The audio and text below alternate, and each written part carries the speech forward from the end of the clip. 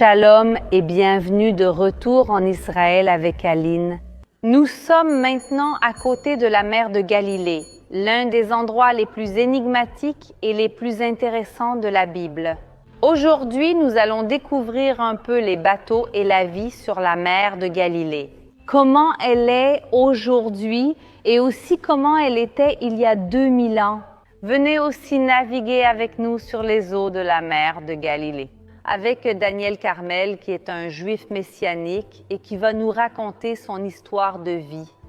Alors, si vous êtes prêts, commençons. Avant de continuer, je dois vous parler d'un cadeau de Noël unique, un morceau du lieu le plus sacré du monde. Ce n'est pas seulement un souvenir, c'est de la terre sauvée de la disparition, certifiée et numérotée. Il est important de se rappeler ce qui nous relie aux endroits où nous sommes allés, aux personnes que nous avons rencontrées. Il y a des années, des tonnes de terre ont été illégalement extraites du mont du Temple et jetées comme des déchets. Ce n'est pas seulement un bijou ou un souvenir, c'est de la terre sauvée du mont du Temple qui rendra votre Noël encore plus spécial. Scannez le QR code ou cliquez sur le lien dans la description pour l'acquérir avec 10% de réduction. Nous allons commencer notre journée au bord de la mer de Galilée, dans un endroit appelé Ginosar, ou en français Génézareth. Et ici, nous allons voir à quoi ressemblaient les bateaux des pêcheurs il y a 2000 ans. Si nous étions arrivés ici sur la mer de Galilée il y a 2000 ans, nous aurions vu des centaines de bateaux partir chaque jour au large. Peut-être les bateaux des pêcheurs, par exemple, le bateau de Pierre, mais ces bateaux-là n'ont pas survécu jusqu'à nos jours. Pourquoi? D'abord, à cause du matériau dont ils étaient faits. Ils étaient en bois, mais surtout à cause de la mer de Galilée elle-même, qui est une eau douce. Et l'eau douce accélère la décomposition du bois. Et c'est pour cela que nous savons à quoi ressemblaient ces bateaux, grâce à des illustrations, des mosaïques, des dessins de l'époque, qui, oui, ont survécu. Mais tout va changer en 1986, lorsque deux frères qui vivaient ici, au bord de la mer de Galilée, jouaient sur la plage. Et dans le sable, ils trouvent un peu de bois et des clous. Et ils se rendent compte qu'ils ont trouvé quelque chose d'ancien, qu'ils ont découvert un trésor archéologique. Ils appellent le ministère des Antiquités et commencent les fouilles. Et qu'est-ce qu'ils vont trouver? Le seul bateau de l'époque de Jésus qui a survécu, et il est juste à côté de nous. Allons le découvrir ensemble maintenant. Mais la mission de récupérer ce bateau du fond de la mer de Galilée et de l'amener au musée, comme vous pouvez le voir, n'a pas été une mission facile. Pourquoi? Le bateau était dans l'eau et au moment où ils ont commencé à le sortir de l'eau, le contact du bois avec l'air faisait que le bois se transformait en poussière. Donc, ils ont commencé à sortir le bateau et il se désintégrait. Et ils ont compris qu'ils ne pouvaient pas sortir le bateau de l'eau. Mais alors, comment le sortir s'ils ne pouvaient pas le sortir de l'eau? Ils ont trouvé une solution chimique, une mousse. Ils creusaient un peu autour du bateau pour le dégager et ils appliquaient la mousse. Ils retiraient le bateau, appliquaient la mousse. C'était un processus très délicat et très long. Et après avoir recouvert tout le bateau, à l'intérieur comme à l'extérieur, avec cette mousse, ils ont alors mis le bateau à naviguer. Et ce bateau a repris la mer après 2000 ans. Et ensuite, il a été placé dans une piscine avec des matériaux de conservation pendant 14 ans.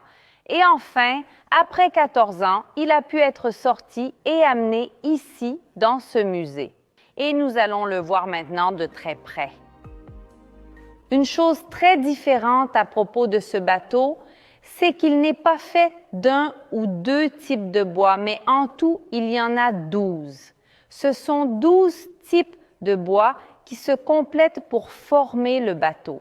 Quel type de bois y a-t-il ici? Il y a certains des bois les plus importants de la terre d'Israël. Ici, il y a le klil Ashoresh, que nous appelons l'arbre de Judas. Il y a des petits morceaux de caroubier, il y a aussi des morceaux de cèdre, comme le cèdre du Liban, le même bois qui a été utilisé pour la construction du temple de Jérusalem. Donc, tous ces types de bois réunis forment notre bateau. On peut voir à quoi ressemblait ce bateau il y a 2000 ans.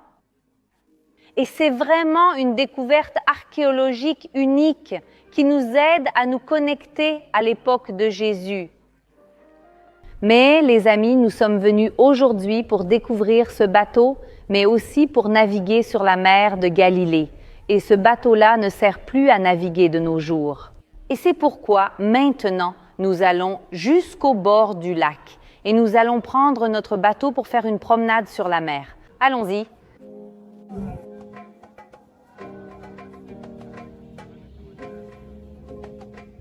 Nous sommes arrivés dans la ville de Tibériade et nous allons maintenant vers le quai pour prendre un bateau en bois et faire une promenade. Dites bonjour à mon père aussi. Salut tout le monde! Il nous accompagne aujourd'hui, il nous aide aussi à filmer, donc Les erreurs d'enregistrement, mettez-les sur mon dos. il n'y a aucune erreur. Mon père fait un super caméraman, mais allons à l'essentiel, allons sur le bateau. Au fond, on peut déjà voir les bateaux en bois amarrés. Regardez, c'est super, des garçons pêchent ici. Tout le long du rivage, il est très courant de voir des pêcheurs ici avec leurs cannes, profitant aussi de la mer de Galilée. Et là-bas, au fond, vous pouvez voir un petit bateau en bois qui arrive. C'est le bateau de Daniel, sur lequel nous allons bientôt monter.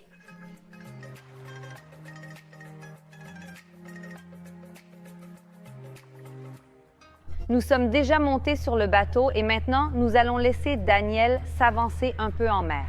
Et dans un instant, nous allons parler avec lui et écouter son témoignage. Et nous allons en profiter pour admirer une vue magnifique. Nous venons d'arriver sur le bateau de Daniel. Il est un juif messianique et il a une histoire très intéressante à nous raconter ici sur la mer de Galilée. Alors, shalom Daniel. Shalom, shalom, shalom, je m'appelle Daniel Carmel, je suis un juif qui croit en Jésus de Galilée et je suis aussi le propriétaire de l'entreprise de bateaux Hallel Kinneret qui en pratique est la seule compagnie de bateaux sur la mer de Galilée appartenant à ceux qui croient. Je suis arrivé en Galilée à la recherche de ma mère biologique. Je l'ai rencontrée pour la première fois à l'âge de 28 ans. J'ai été adopté et je vivais à Haïfa avec mes parents adoptifs, qui sont une immense bénédiction pour toute ma vie. Quand j'ai ouvert le dossier de mon adoption, j'avais 28 ans, alors j'ai retrouvé ma mère ici. J'ai aussi retrouvé 4 frères et sœurs. Un an plus tard, j'ai quitté Haïfa et je suis venu vivre ici, au bord de la mer de Galilée. À ce moment-là, j'étais déjà capitaine de bateau, je travaillais au port de Haïfa avec des remorqueurs et quand je suis arrivé ici, j'ai commencé à chercher du travail en mer. Le seul travail que j'ai pu trouver qui était sur ce type de bateau en bois, qui accueille toutes les personnes qui croient et viennent d'autres pays pour suivre les pas de Jésus. Dès le premier jour, j'ai été exposé à la parole de Dieu chaque jour. De nombreuses personnes m'ont parlé de Jésus et surtout, j'ai ressenti la présence du Saint-Esprit. 5 ans après mon arrivée, je me suis réveillé avec un grand amour pour Jésus. Et puis le Seigneur a mis dans mon cœur de traduire des louanges en hébreu, parce que l'hébreu est la langue de Jésus. Et alors j'ai commencé à louer avec les groupes sur les bateaux. À ce moment-là, les bateaux n'étaient pas à moi. Je travaillais pour l'une des compagnies. En 2007, le Seigneur m'a béni avec mes propres bateaux. Ce sont 2 bateaux. L'un s'appelle Foi et l'autre Espérance. Et je prie pour avoir un bateau appelé Amour. Et cet amour sera le plus grand de tous. Le résumé de mon témoignage est le suivant. Je suis venu en Galilée chercher ma mère et j'y ai trouvé mon père. Sur la mer de Galilée, de nombreux passages bibliques ont eu lieu et elle est appelée par différents noms. En hébreu, c'est Kinneret, mais en portugais, On le voit dans la Bible comme la mer de Tibériade, la mer de Génézareth ou comme la mer de Galilée, qui est le nom le plus connu. Ce que peu de gens savent, c'est que la mer de Galilée se trouve en réalité à 210 mètres en dessous du niveau de la mer. C'est aussi sur cette mer qu'ont eu lieu les pêches miraculeuses. Et il est intéressant de voir que la mer de Galilée est un lieu de pêche encore aujourd'hui. Alors, si vous vous levez très tôt, vous pouvez aussi voir les bateaux de pêcheurs aller et venir sur la mer. D'autres passages bibliques qui se déroulent ici sont lorsque Jésus marche sur les eaux et aussi lorsqu'il apaise la tempête. Et naviguer ici par une journée aussi calme, il est parfois difficile d'imaginer cette mer déchaînée, mais oui, cela arrive. Mais aujourd'hui, profitons de cette vue magnifique. Pourquoi? Parce qu'elle a peu changé depuis l'époque de Jésus. Donc, le paysage que nous voyons est très similaire à ce que l'on voyait ici il y a 2000 ans. Et toute cette région de la mer de Galilée est la région du ministère de Jésus. Et c'est la région qui a vu le plus grand nombre de ces miracles. Tout près d'ici se trouve Képharnaüm, le lieu de la multiplication des pains et des poissons. La ville de Magdala, le mont des Béatitudes, Gadara et bien d'autres encore. Je voudrais appeler Daniel, qui pilote actuellement le bateau. Il est de l'autre côté, mais je veux l'appeler pour qu'il vienne louer et chanter ici. Et il va le faire en hébreu et en portugais.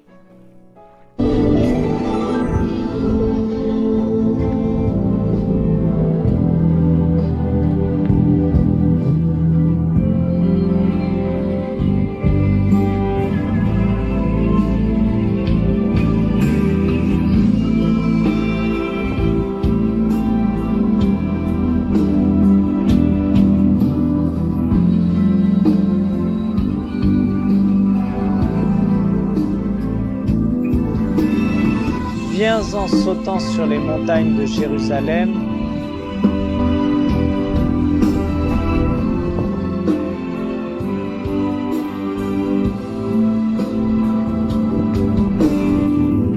je suis ta fiancée passionnée t'attendant pour danser.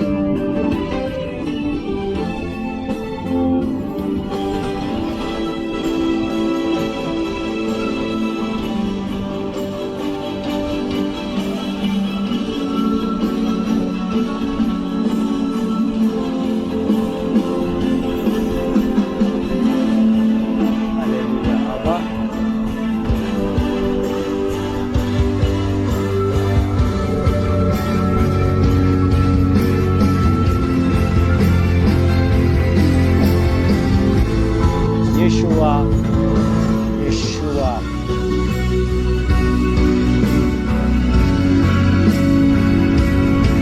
Yeshua.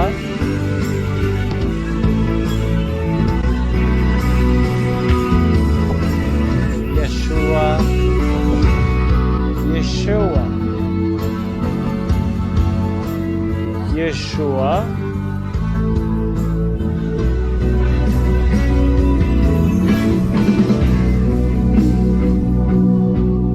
Il bondit sur les montagnes de Jérusalem.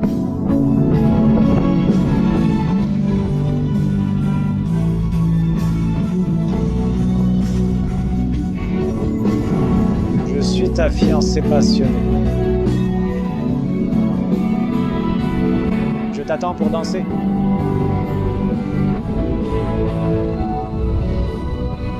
Yeshua, Yeshua le Messie.